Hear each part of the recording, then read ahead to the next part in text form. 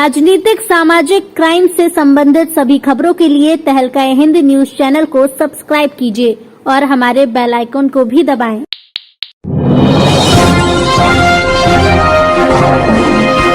उत्तर प्रदेश की मुरादाबाद जनपद में समाजवादी पार्टी के सांसद डॉक्टर एसटी हसन द्वारा एमबीबीएस में जनसंघ की पढ़ाई को लेकर बड़ा बयान दिया है।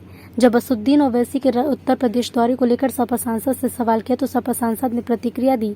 सपा सांसद एमबीबीएस में जनसंघ मध्य प्रदेश की शिवराज सरकार द्वारा एमबीबीएस में जनसंघ के संस्थापकों के विषय में पढ़ाए जाने को लेकर सपा सांसद ने भाजपा सरकार पर हमला बोला। कहा कि मेरी समझ में नहीं आता एमबीबीएस में राजनीतिक लोगों का क्या दखल। वो बहुत टफ कोर्स है, अपनी शिक्षा प्रणाली को कहाँ लेकर जा रहे हैं। ये लोग जो थे इनकी राजनीति ही संदिग्ध थी।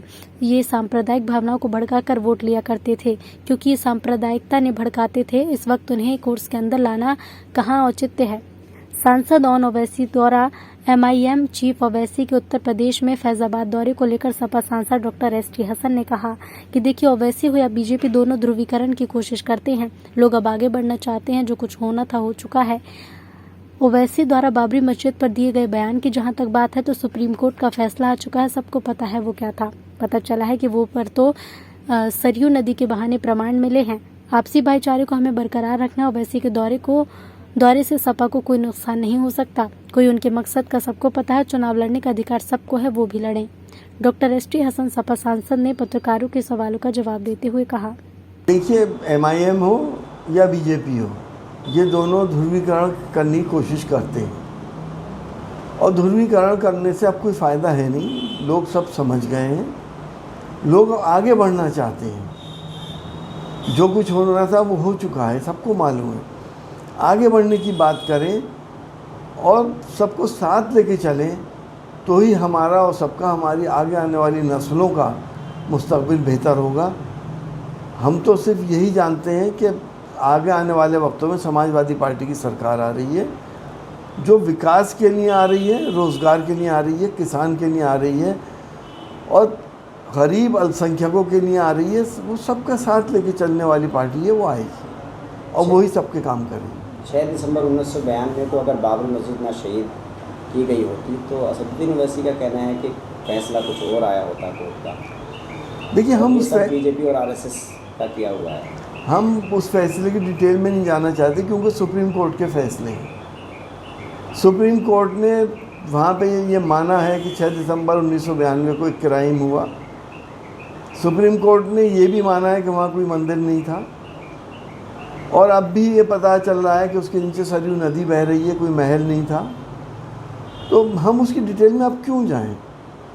तो जो होना था वो हो गया। अब तो हमें आगे को देखना है। हमें आपसी भाईचारे को बरकरार रखना है। ओवैसी के यूपी दौरे से क्या सपा को कुछ नुकसान हो सकता है? नहीं, हरगिज़ नहीं हो सकता। देखिए, ओवैसी साहब का मकसद सबको पता है। मैं ये नहीं कहता कि उनको लड़ने का अधिकार नहीं है, उन्हें भी लड़ना चाहिए, लड़ें।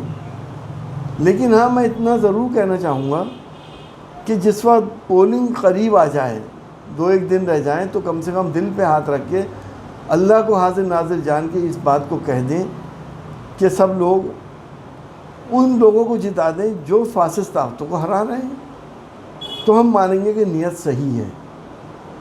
अगर फासिस्ट ताकतों को कहीं उनकी वजह से फ़ायदा ना हो जाए, वोट का बंटवारा ना हो जाए, उससे पहले अगर वो ये काम कर लें तो उन पे लगा हुआ वो दाग, जिसको लोग कहते हैं कि वो बीजेपी की भी पार्टी है, वो भी ख़त्म हो जाएगा।